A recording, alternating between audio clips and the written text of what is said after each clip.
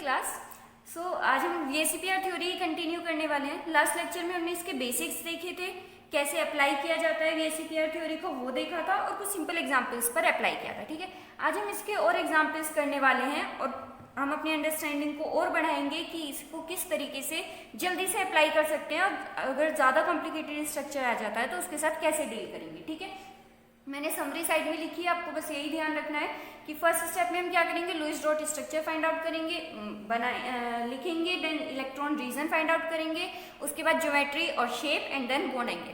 अच्छा, क्या आप मुझे बता सकते हो कि क्या ज्योमेट्री और शेप सेम ही बात है? अगर देखो दो वर्ड्स हैं और मैंने अलग अलग लिखे हैं, दैट मीन्स इनमें कुछ तो डिफरेंस है। तो अगर आप इंटरेस्टेड हो कि इनमें क्या डिफरेंसेस है तो आपको वीडियो का लिंक डिस्क्रिप्शन बॉक्स में मिल जाएगा, वहां से चेक कर सकते हो। ठीक है, उसके बाद ये कुछ इलेक्ट्रॉन रीजन्स हैं जिनकी ज्योमेट्री दी हुई है, ये आपको ध्यान रखना पड़ेगा। हालांकि ऐसे सच आपको रट्टा लगाने की जरूरत नहीं है, जैसे जैसे आप क्वेश्चंस करोगे आपको अपने आप ही समझ में आ जाएगा कि ये कैसे आया है। ठीक है, तो अगर हमारे इलेक्ट्रॉन रीजन 2 होंगे तो ज्योमेट्री लीनियर, 3 होंगे तो ट्राइगोनल प्लेनर, 4 होंगे tetrahedral, 5 trigonal bipyramidal, 6 octahedral and then 7 pentagonal bipyramidal. Okay, so start करते हैं। हमारा फर्स्ट एग्जांपल है HCl। देखो, इसमें आपको कुछ भी देखने की जरूरत नहीं है, लुईस डॉट स्ट्रक्चर या इलेक्ट्रॉन रीजन या कुछ भी। आप इसमें एक चीज नोटिस करो कि हमारे पास कितने एटम्स हैं, 2 एटम्स हैं। अगर मैं 2 एटम्स के बीच में बॉन्डिंग करती हूँ, इस तरीके की बॉन्डिंग होगी यहाँ पर। मैं इसे 2D में देख लूँ या 3D में देख लूँ, मुझे ये कैसे दिखने वाला है? मुझे ये हमेशा ही ऐसे ही दिखेगा, राइट? मैं इसको 2D में देखूं तो भी मुझे ये ऐसे ही दिखने वाला है, 3D में मैं इसको कैसे भी देख लूं ये मुझे लीनियर ही दिखने वाला है ऑलवेज। तो ऐसे सारे केसेस जहां पर 2 एटम्स बचते हैं, आप उन सब में लीनियर ही कंसीडर करोगे।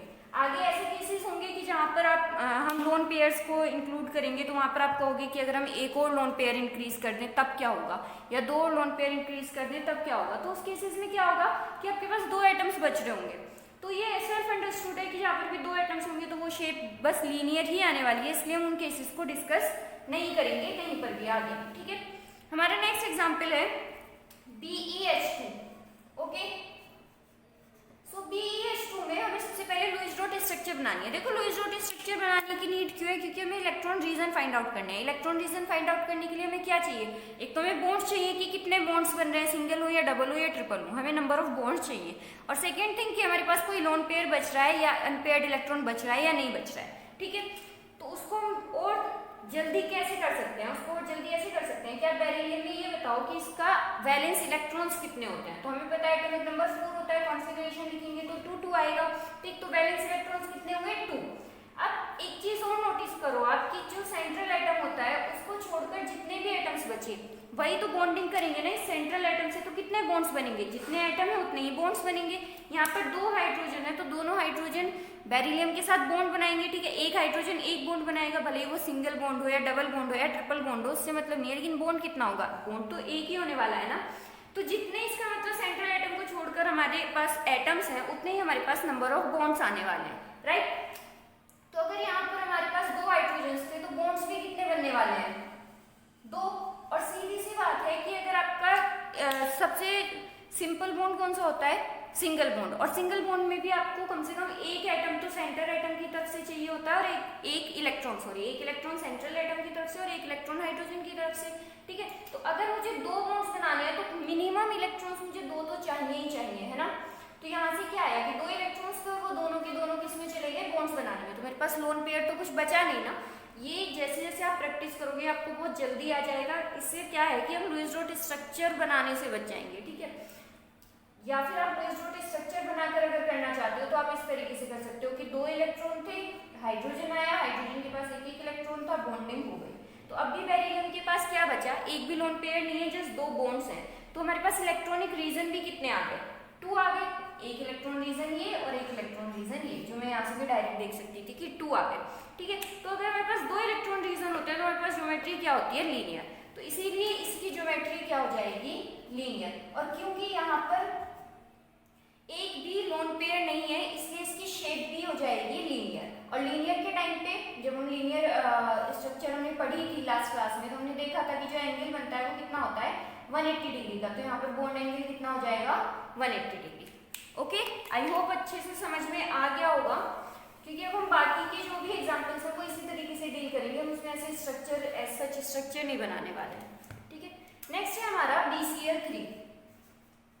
सबसे पहले हमारा सेंट्रल एटम कौन सा होने वाला है, बोरोन होने वाला है। तो हम क्लोरीन पर नहीं जाएंगे कि इसके पास कितने लोन पेयर बचे या क्या है, इससे हमें कोई मतलब नहीं है, बस हमें इतना पता होना चाहिए कि क्लोरीन एक सिंगल बॉन्ड बनाता है, राइट।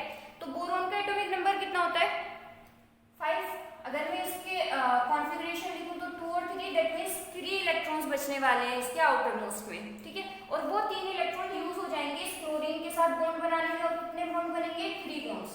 क्या कोई लोन पेयर बचा, नहीं, कोई लोन पेयर नहीं बचा। तो जो हमारे इलेक्ट्रॉन रीजन आए वो भी कितने आए 3, और 3 इलेक्ट्रॉन रीजन के लिए हमें पता है कि शेप क्या होने वाली है, ट्राइगोनल प्लेनर।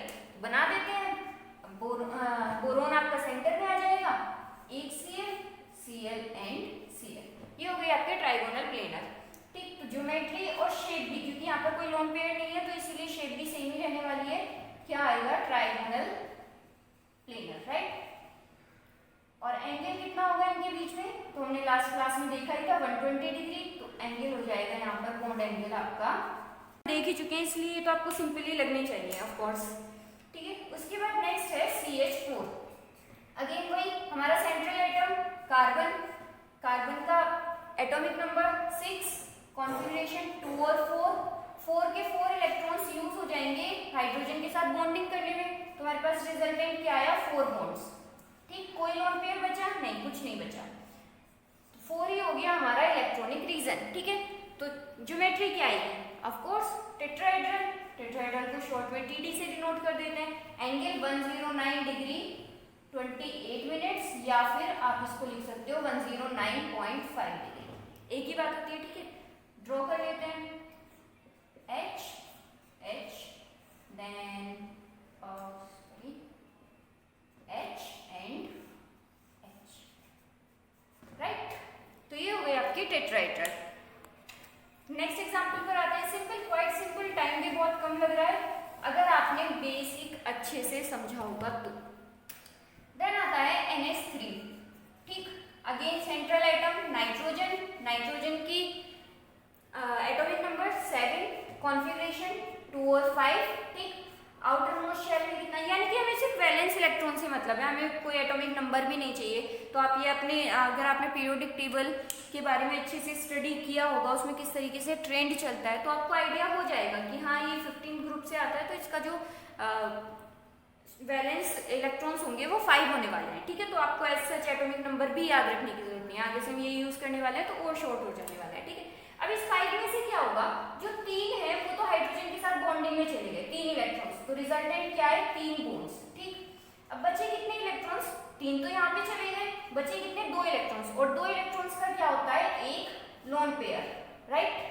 तो यहाँ से हमारे पास इलेक्ट्रॉनिक रीजन कितना आया 4, और 4 इलेक्ट्रॉनिक रीजन के लिए हमारी ज्योमेट्री क्या होती है टेट्राहेड्रल। तो ये कुछ किस ज्योमेट्री का होगा, टेट्राहेड्रल बना लेते हैं H then H and H, ठीक। ये आई ज्योमेट्री, लेकिन और यहाँ पर आ गया आपका लोन पेयर, लेकिन क्या शेप भी यही होने वाली है, नहीं। जब हम शेप की बात करते हैं तो हम क्या करते हैं, लोन पेयर को इंक्लूड नहीं करते, शेप में लोन पेयर को इंक्लूड नहीं करते। तो अब जो ये आपको शेप दिखेगी ये कुछ किस टाइप की दिखेगी, हम इसको अभी देख लेते हैं। देखो अगर मैं बात करती हूँ आपके टेट्राहेड्रल की, तो वो आपको कुछ इस तरीके से दिखेगा, राइट। और यहाँ पर आपको एक लोन पेयर दिख रहा है, तो ये शेप कुछ किस तरीके की होगी। देखो अगर आप देखो तो ये कुछ अगर मैं इसे इस तरीके से देखती हूँ तो ये पिरामिड शेप नहीं दे रहा है, ऐसे पिरामिड शेप दे रहा है, ठीक है। तो इसीलिए इस शेप का नाम होगा pyramidal shape, okay. Shape find out कर लिया, अब हमें कहाँ पर जाना है, बॉन्ड एंगल पर। तो क्या बॉन्ड एंगल भी यहाँ पर 109 डिग्री 28 मिनट्स रहने वाला है, नहीं, क्योंकि देखो हमने बात की थी कि यहाँ पर जो हमें पता है, जो अगर यहाँ पर सिंपल बॉन्ड होता, ठीक, यहाँ पर कोई बॉन्ड होता तो इनके बीच का जो रिपल्शन होता वो कम होता, तो ये ऐसे ही रहते जैसे कि 109 डिग्री 28 मिनट्स में रहने वाले हैं। लेकिन अभी क्या है, यहाँ पर लोन पेयर, और हमें पता है लोन पेयर और बॉन्ड पेयर का जो रिपल्शन होता है वो ज्यादा होता है। तो इसकी वजह से क्या होगा, क्योंकि यहाँ पर लोन पेयर है तो ये जो यहाँ पर बॉन्ड इस तरीके से आने वाले थे वो थोड़े छोटे हो जाएंगे इस तरीके से, क्योंकि ये रिपेल कर रहा है ना ऊपर से, तो ये इस तरीके से छोटे हो जाएंगे, तो जो एंगल है वो भी आपका डिक्रीज हो जाएगा 109.5 डिग्री से। ओके, चलो नेक्स्ट एग्जाम्पल की तरफ चलते हैं। ये टेंशन नहीं लेना कि पिरामिडल और ये कैसे याद रहेगा, कुछ तो आपको विजुअलाइजेशन से ही ध्यान रह जाएगा, बाकी हम इसको एक बार समराइज करेंगे तो आपको बहुत इजीली पता चल जाएगा, ठीक है। देन हमारा नेक्स्ट एग्जाम्पल है PCl5।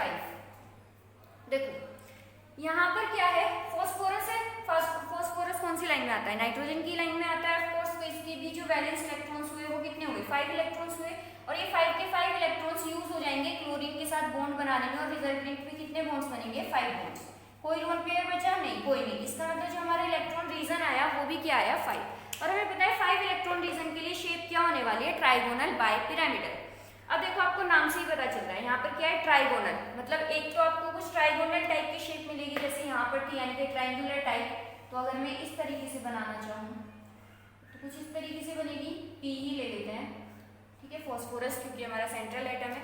और साथ में हमको क्या दिख रहा है, पिरामिडल है बट बाई से क्या समझते हो आप, मतलब दो, इसका मतलब 2 पिरामिड टाइप के होंगे, तो एक पिरामिड ऊपर और एक पिरामिड नीचे। अब आप यहाँ से कहोगे कि ये तो हमको कुछ पिरामिड सा नहीं दिख रहा है, तो इसके लिए भी अभी आपको विजुअलाइज करा देते हैं इसको भी। ये ट्रायंगुलर शेप है इस टाइम, ठीक। इसको मैंने अपने हैंड पर इस तरीके से रख लिया, मतलब मैंने क्या माना कि ये एक प्लेन में है, ठीक है। तो आपको इससे ये भी समझ में आने वाला है कि जो 3 बॉन्ड्स हैं वो आपके प्लेन में रहेंगे, एक बॉन्ड इन द प्लेन और एक आउट ऑफ द प्लेन, ठीक है। ये क्या शेप हुई, ये हुई आपकी triangular shape. Okay, triangular shape है। अब मैंने क्या किया, इसमें एक बॉन्ड ऊपर की तरफ से लगा दिया, तो ये आपका एक पिरामिड बन गया इस तरीके से, अगर आप देखो, ठीक है। और सिमिलरली अगर मैं नीचे की तरफ एक इंक्लूड कर देती हूँ इस तरीके से, तो ये नीचे से भी क्या बन जाएगा, अगर आप इसे अब इस तरीके से देखो तो ये भी क्या है, एक पिरामिड की शेप आ रही है, ठीक है। इसीलिए इसका नाम आया है ट्राइगोनल बाय पिरामिड। अब आपको इसमें एक चीज देखनी पड़ेगी कि अगर मैं इसको एक एक्सिस मानती हूँ, ठीक है, और इसके अबव रोटेट कराती हूँ, इन दोनों बॉन्ड्स के अबव, तो आपको हर रोटेशन पर सिमिलर ही स्ट्रक्चर दिख रही है, ठीक है। इसका मतलब मैं इसको एक एक्सिस की तरह कंसीडर कर सकती हूँ, इसीलिए इन बॉन्ड्स को बोला जाता है एक्सियल बॉन्ड्स। और इसके अलावा ये जो 3 बॉन्ड्स बचे इनको बोला जाता है इक्वेटोरियल बॉन्ड्स, ठीक है। लिख लेते हैं, ये है आपके एक्सियल बॉन्ड्स, ये भी, और इसके अलावा ये जो बचे ये हैं आपके इक्वेटोरियल बॉन्ड्स, ठीक। ये भी इक्वेटोरियल और ये भी इक्वेटोरियल। अब बात करते हैं इनके बीच के एंगल्स की। तो आप एक चीज नोटिस करो कि देखो ये तो क्या बन रहा था आपका, जब हमने सिर्फ इतने की बात की थी तो ये आपका एक ट्रायंगुलर शेप बन रही थी, और हमने देखा था जो हमारा इलेक्ट्रॉनिक रीजन 3 था कि वहां पर जो एंगल आ रहा था इनके बीच का, बॉन्ड्स के बीच का, वो कितना आ रहा था, 120 डिग्री। तो वहीं से ही हम इजीली देख सकते हैं कि जो हमारे इक्वेटोरियल बॉन्ड्स हैं उनके बीच का एंगल कितना है, 120 डिग्री। मतलब ये इक्वेटोरियल है, इसके बीच में भी एंगल 120, ये भी इक्वेटोरियल है। हालांकि जब हमने इसको 2D पर बनाया है तो हमको ऐसा लग रहा है कि ये वाला जो एंगल है ये बड़ा है इससे, लेकिन नहीं, ऐसा नहीं है। जब हम इसको विजुअलाइज करके देखते हैं 3D में तो हमको पता चलता है कि ये एंगल्स इक्वली आने वाला है। तो मैं इसको इस तरीके से लिख सकती हूँ कि जो ई बॉन्ड्स हैं उनके बीच का जो एंगल होने वाला है वो 120 डिग्री होने वाला है, ठीक है। अब उसके बाद बात करते हैं एक्सियल बॉन्ड्स की। तो देखो अगर मैं यहाँ पर इसे लगाती हूँ तो ये क्या है, ये एक प्लेन है, राइट। तीनों बॉन्ड्स इस प्लेन में है, तो अगर मैं इस बॉन्ड से यहाँ पे देखूं तो ये बॉन्ड इस प्लेन के ऊपर परपेंडिकुलर है, राइट। ये देखो तो ये हर एंगल के साथ कितना हर बॉन्ड के साथ कितना एंगल बना रहा है, 90 डिग्री, 90 डिग्री एंड 90 डिग्री। और बिल्कुल सिमिलरली केस हो जाएगा जब हम नीचे एक बॉन्ड इंसर्ट करेंगे। तो इसका मतलब जो एक्सियल बॉन्ड है वो हर इक्वेटोरियल बॉन्ड के साथ कितना एंगल बना रहा है, 90 डिग्री। इसका मतलब ये एक्सियल है। अगर मैं बात करूं इस वाले बॉन्ड की कि ये इक्वेटोरियल के साथ कितना एंगल बनाएगा, तो 90 डिग्री, इस इक्वेटोरियल के साथ भी 90 और इस इक्वेटोरियल के साथ भी। हालांकि हमको यहाँ से दिख रहा है कि ये कहीं से भी कहीं तक परपेंडिकुलर नहीं दिख रहे हैं हमको, अगर हम देखने की बात करें 2D पर, लेकिन एक्चुअली जब हम चेक करते हैं तो हमें पता चलता है कि तीनों ही एंगल्स 90 डिग्री आने वाले हैं और सेम नीचे से। तो इसका मतलब मैं लिख सकती हूँ अगर इक्वेटोरियल, एक बॉन्ड आपका इक्वेटोरियल और एक एक्सियल है, तो हमारे जो एंगल आने वाला है वो कितना आने वाला है, 90 डिग्री, ठीक है।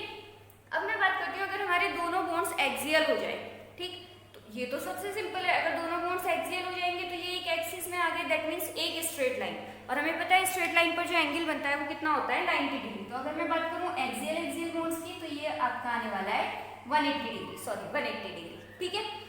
अच्छा ये क्यों इंपॉर्टेंट है, मैं इस पर क्यों इतना एम्फेसाइज कर रही हूँ, तो वो इसलिए कर रही हूँ कि यहाँ पर तो क्या था, हमारे पास पांचों क्लोरीन थे।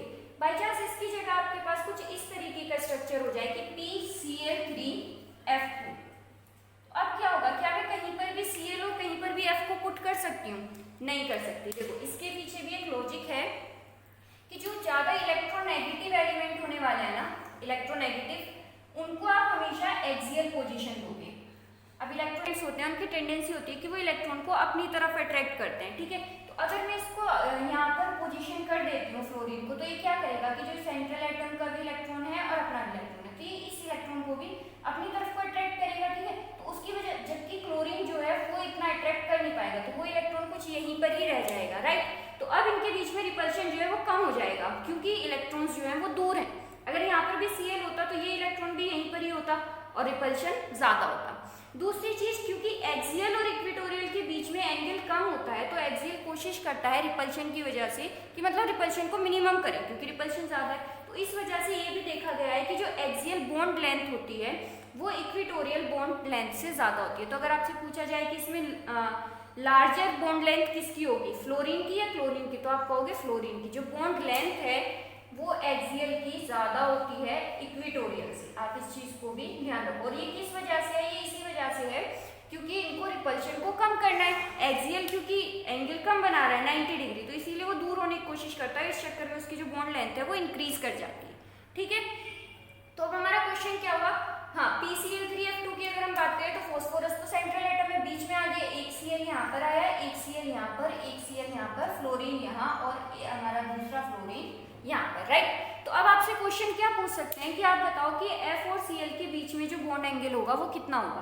तो हमको पता है कि जो F है वो एक्सियल पर है और क्लोरीन जो है वो इक्वेटोरियल पर है, तो बॉन्ड एंगल कितना होगा 90 डिग्री। आपसे पूछेंगे Cl के बीच में बॉन्ड एंगल, तो हमें पता है दोनों इक्वेटोरियल पर है तो 120 डिग्री। और अगर आपसे पूछे फ्लोरीन और फ्लोरीन के बीच में बॉन्ड एंगल, तो हमको पता है 180 डिग्री। तो इसीलिए ये चीज आपको ध्यान रखनी पड़ेगी।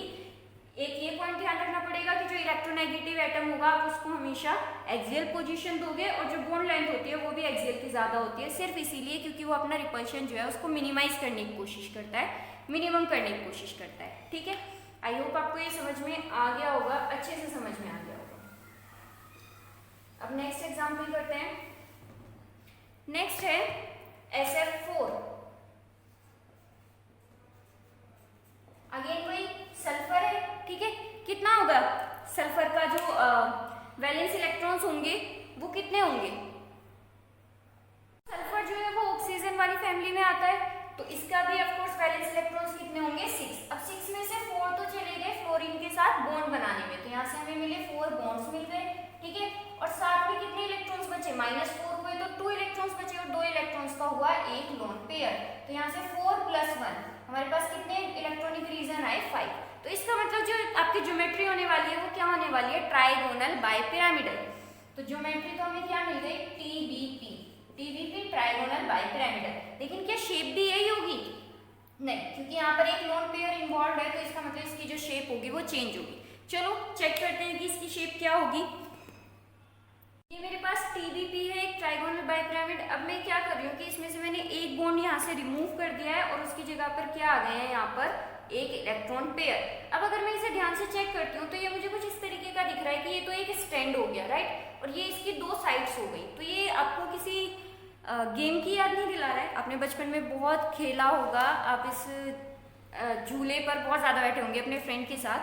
ये है जस्ट लाइक सीसॉ, इस तरीके से आपका स्टैंड हो गया और इस तरीके से ये आपकी 2 साइड्स हो गई, इधर आप बैठ गए, इधर आपके फ्रेंड बैठ गए। इसे क्या बोला जाता है, इसको सीसा।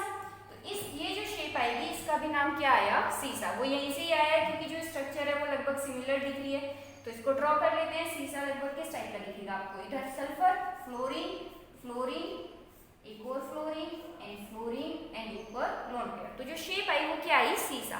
और अब जो आपके एंगल्स हैं वो भी ऑफ कोर्स 90 और 120 नहीं रहे, why, because of this lone pair. ये जो लोन पेयर है ये क्या करेगा कि जो आपके यहाँ पर TBP होने वाले थे, सॉरी TBP नहीं, यहाँ पर जो आपका ये ट्राइगोनल पार्ट होने वाला था, क्योंकि लोन पेयर यहाँ पर है तो वो इन तीनों को भी रिपेल करेगा, ठीक है, और साथ में जो नीचे होने वाला है आपका जो बॉन्ड उसको भी रिपेल करेगा, राइट।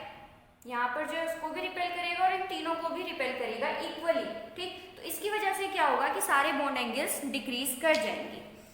ओके, तो ये इसकी शेप क्या हो गई, सीसा। नेक्स्ट पर चलते हैं।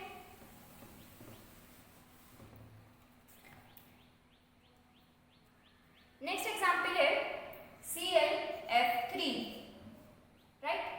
क्लोरीन वैलेंस इलेक्ट्रॉन्स 7, 3 यूज हो गए बॉन्ड बनाने में, बचे कितने, 7 में से 3 गए, कितने बचे, 4, राइट, -3। 4 से क्या आ गया, 2 लोन पेयर्स। भाई एक लोन पेयर में 2 इलेक्ट्रॉन होते हैं, दो लोन पेयर्स के लिए 4 इलेक्ट्रॉन हो गए। टोटल इलेक्ट्रॉनिक रीजन कितने आए, 5, राइट। 5 के लिए आपकी ज्योमेट्री क्या होने वाली है, ट्राइगोनल बाइपिरामिड। अगेन ज्योमेट्री हमारी क्या होने वाली है, ट्राइगोनल बाइपिरामिड। क्या शेप सेम रहेगी, नहीं। इस बार क्या है, 2 लोन पेयर्स हैं, तो of course lone pairs include है, तो आपकी शेप चेंज होने वाली है। शेप क्या होने वाली है, देखो ये आपका कुछ इस तरीके से था जो हमने ट्राइगोनल बाइपिरामिड बनाया था।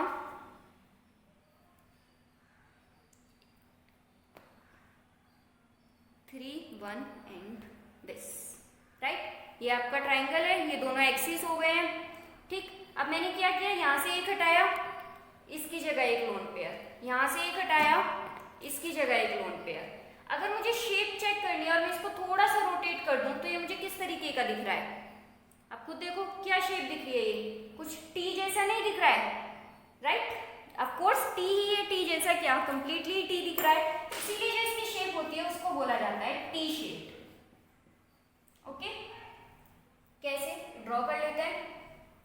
Cl आपका सेंटर में आ जाएगा, इधर एक फ्लोरीन, फ्लोरीन एंड फ्लोरीन, और इसके साथ 2 लोन पेयर्स, ठीक है।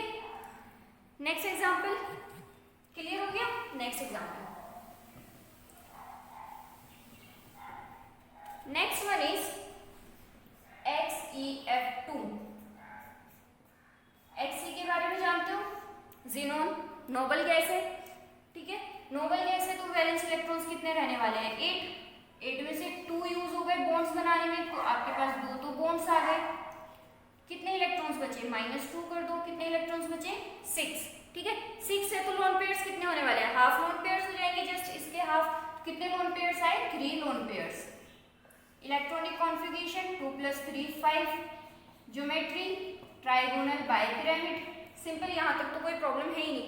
अब बात करते हैं शेप की। तो देखो यहाँ पर क्या हुआ है कि जो आपकी शेप है वो क्या आएगी, उसे भी देख लेते हैं। पहले हमारे पास क्या थी, ये कुछ टी शेप थी, राइट। अब मैंने क्या किया, यहाँ से एक और बॉन्ड हटा दिया और उसकी जगह पे क्या इंक्लूड कर दिए, फिर से एक और लोन पेयर।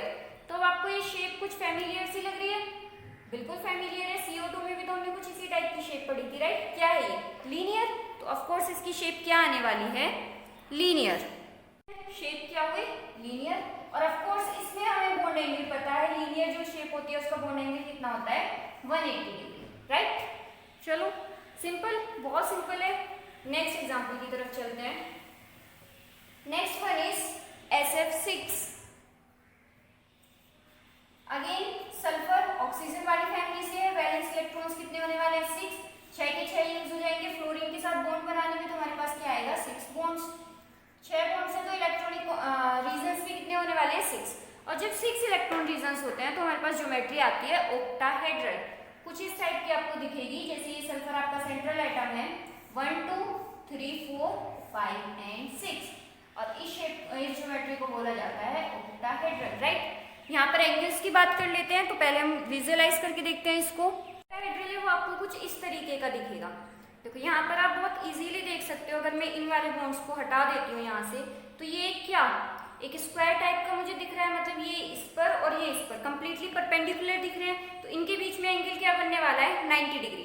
अब जस्ट सिमिलर जैसा हमने पीछे केस देखा था कि अगर मैं इसको इसके ऊपर रखती हूँ तो ये इस प्लेन पर पूरे पर परपेंडिकुलर है, तो ये इन सबके साथ कितना एंगल बनाएगा, ऑफ कोर्स परपेंडिकुलर है तो 90 डिग्री। और सेम होगा जब मैं नीचे से एक बॉन्ड अप्लाई करूंगी, ठीक है, वो भी इस पूरे प्लेन पर परपेंडिकुलर होने वाला है इस तरीके से, तो वो भी इन सबके साथ कितना एंगल बनाएगा, 90 डिग्री। और इसके साथ क्योंकि सेम लाइन में है तो 180 डिग्री, ठीक है।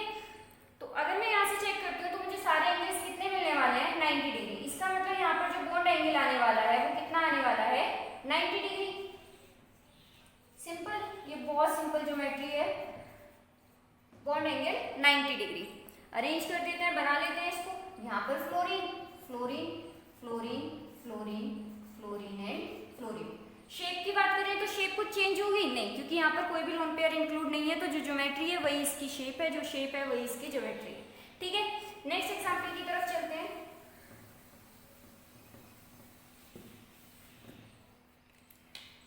Next one is IF5, right.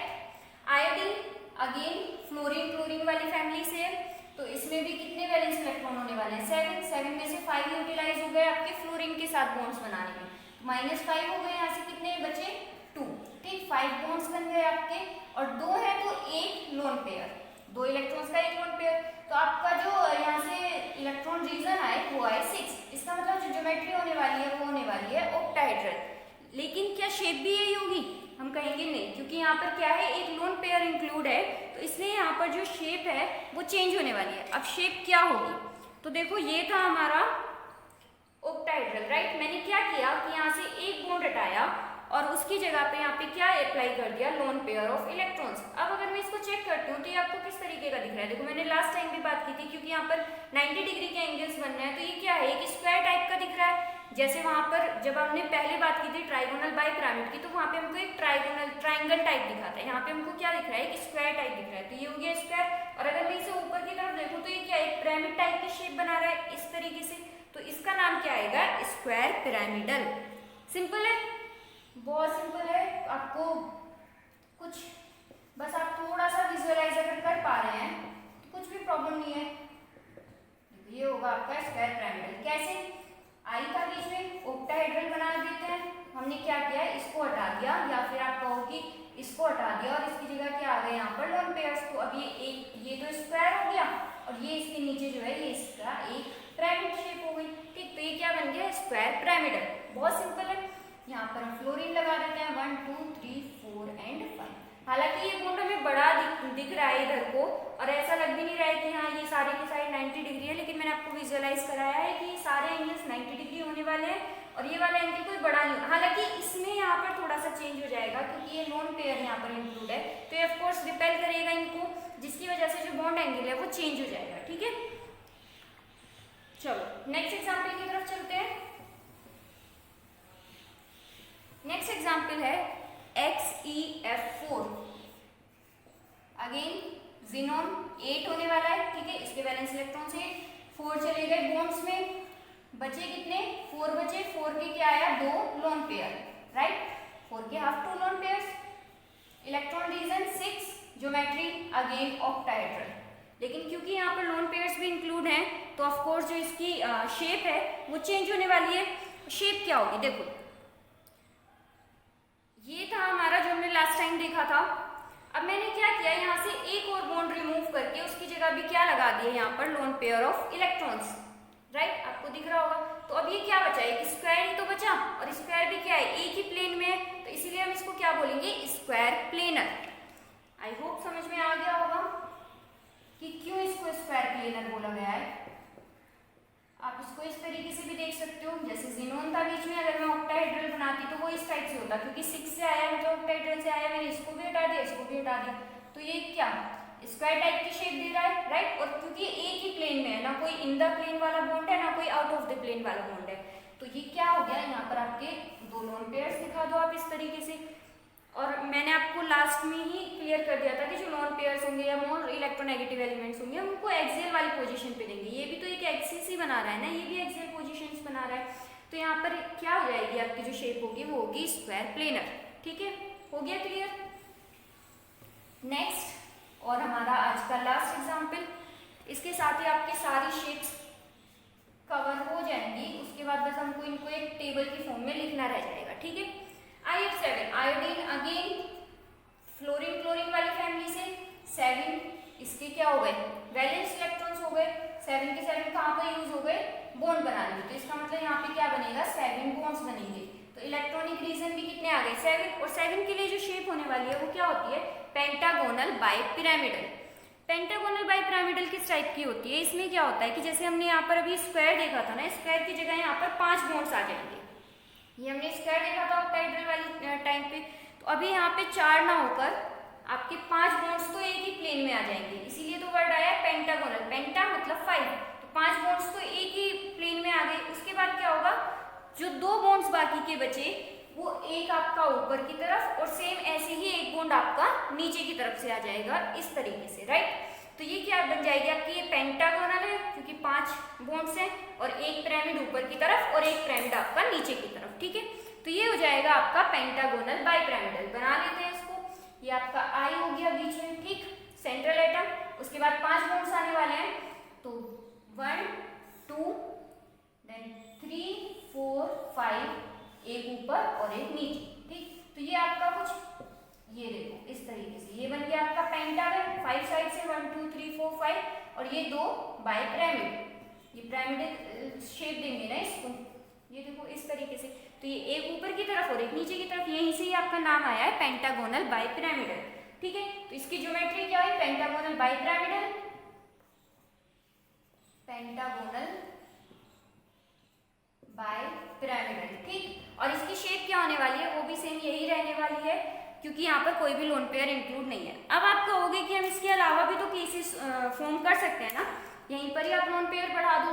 इससे पहले जब हमने ऑक्टाहेड्रल देखा था, हम उसमें भी लोन पेयर से इंक्रीज कर सकते थे। तो देखो शेप्स और हो सकती हैं, केसेस बहुत बन सकते हैं, 7 के आगे भी केसेस बन सकते हैं, लेकिन वहां पर क्या होता है कि बहुत सारे फैक्टर्स वर्किंग में आ जाते हैं। जैसे एक फैक्टर तो यही हो जाता है कि इतने सारे एटम्स को एक साथ एकोमोडेट करके रखना, एक साथ बांध के रखना, जिसमें कि इलेक्ट्रॉन का रिपल्शन इंक्लूड हो जाता है, तो फिर वो डिफिकल्ट होने लगता है, ठीक है। तो ऐसे जो मॉलिक्यूल्स होते हैं उनकी स्टेबिलिटी बहुत कम हो जाती है, और इसीलिए वो आपको यूनिवर्स में या फिर आपको कि बहुत इजीली अवेलेबल नहीं होते, ठीक है। दूसरी चीज क्या आ जाती है कि जैसे जैसे हम लोन पेयर्स भी बढ़ाते हैं तो ऑफकोर्स लोन पेयर्स का रिपल्शन और ज्यादा होता है, तो वो मॉलिक्यूल को और ज्यादा अनस्टेबल कर देते हैं। तो इसीलिए हम ऑफकोर्स कहने को केसेस बना सकते हैं, लेकिन ना तो वो आपके सिलेबस से रिलेटेड है और ना ही वो इतने इजीली फाउंड होते हैं, ठीक है।